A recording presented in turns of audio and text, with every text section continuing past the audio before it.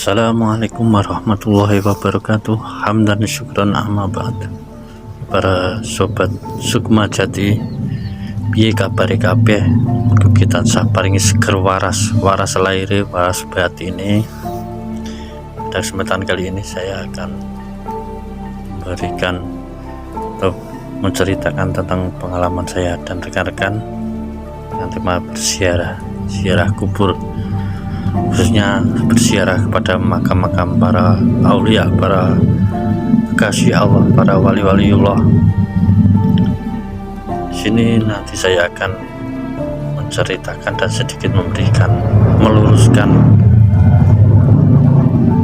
tentang apa arti dan tujuan berziarah kubur. Oke, langsung saja. Ziarah kubur adalah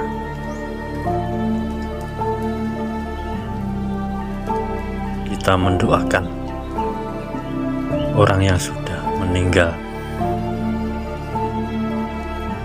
Tujuannya satu, hanya mendoakan.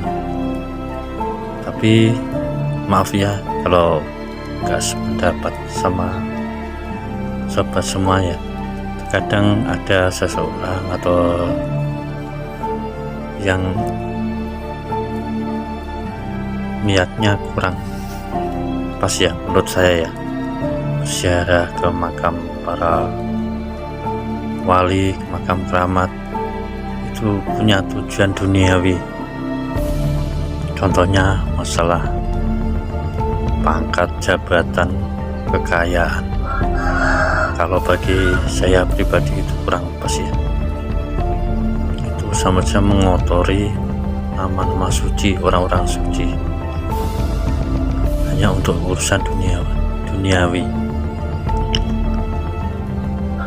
Kalau saya pribadi ya ikut pejangan para guru-guru saya, yaitu berziarah itu untuk mendoakan. Kita berwasilah di situ.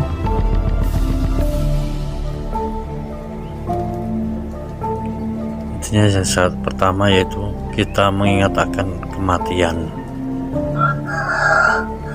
Setiap yang bernyawa, yang bernafas, suatu saat akan mati. Yang kedua, kita meneladani bagaimana para ulama berjuang mensiarkan agama Islam dan mengenang jasa-jasa beliau dengan cara kita mendoakan beliau. Tapi tadi saya sudah sebutkan, biasanya banyak orang yang salah paham dengan berziarah ke makam-makam mempunyai tujuan tertentu, tujuan duniawi. Itu masalah pangkat, jabatan, kekayaan. Ya maaf sebelumnya ya, bukan saya mengklaim atau merendahkan, bukan.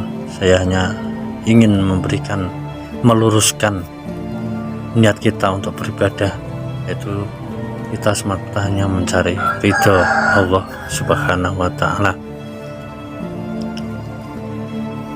Oke, selain itu tujuan untuk berziarah kita mendoakan. Ziarah itu ada dua, yaitu ziarah kepada orang yang sudah meninggal dan berziarah kepada orang yang masih hidup. Kalau kita berziarah kepada orang yang sudah meninggal berarti kita mendoakan. Kalau kita berziarah kepada orang yang masih hidup, kita minta didoakan. Dengan intinya kita mencari berkah, yang ngalaf berkah. Sama saja kalau kita berziarah ke makam keramat, ke para kekasih Allah, situ kita membaca doa, tahlil, yasin juga bisa. Logikanya ibarat para wali itu ada segelas yang berisi air penuh ya. Lalu kita dengan doa itu kita menuangkan air lagi, kan pastinya tumpah. Insya Allah tumpahan berkah itu kembali kepada kita. Yang penting satu, niatkan lurus, Jangan sampai meminta sesuatu urusan duniawi dengan cara mendompleng nama-nama para wali, ya Allah. Dan di sini saya akan juga menceritakan pengalaman-pengalaman kegaiban, fenomena kegaiban yang seringkali terjadi ya. Dan saya pribadi dan rekan-rekan gak sama fenomena kegaiban, masalah perjalanan rohani, masalah spiritual, berbeda-beda, gak sama. Ada yang merasakan di batin gini gitu, biasanya habis doa, habis tahlil yasin terus keluar, ada yang bercerita saya merasakan gini. Kalau dari pengalaman pribadi saya merasakan ya banyak sekali fenomena gaib. Pertama, saya merasakan dan melihat dengan mata batin itu di sekitaran makam itu ada cahaya putih ya, sangat indah, dan saya merasakan energi yang sangat kuat yang seakan menekan saya, tapi semua itu tidak saya hiraukan karena disitu saya berfokus untuk berdoa, karena semua itu kadang hanya yang gak halusinasi, sebenarnya itu nyata yang saya rasakan. Mungkin ya perjalanan rohani saya, perjalanan spiritual saya kepada Allah, itu saja yang saya rasakan. Kalau masalah makhluk-makhluk gaib di situ, makhluk astral di situ ya banyak juga yang jin-jin yang muslim juga banyak, yang pengganggu. Jin-jin kafir juga banyak yang sering ganggu agar doa-doa kami itu gak bisa fokus.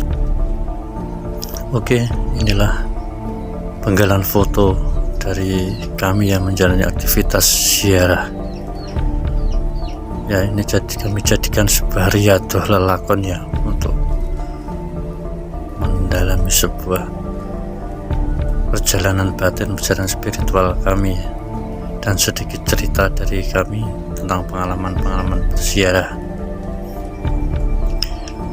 Semoga bisa bermanfaat bagi sobat semua, khususnya bermanfaat pada kami. Jangan lupa selalu berzikir kepada Allah Subhanahu wa Ta'ala dan berselawat kepada Kanjeng Nabi Muhammad Rasulullah SAW. Selalu tanamkan kesabaran pada hati, karena itu kunci keselamatan kita dunia sampai akhirat.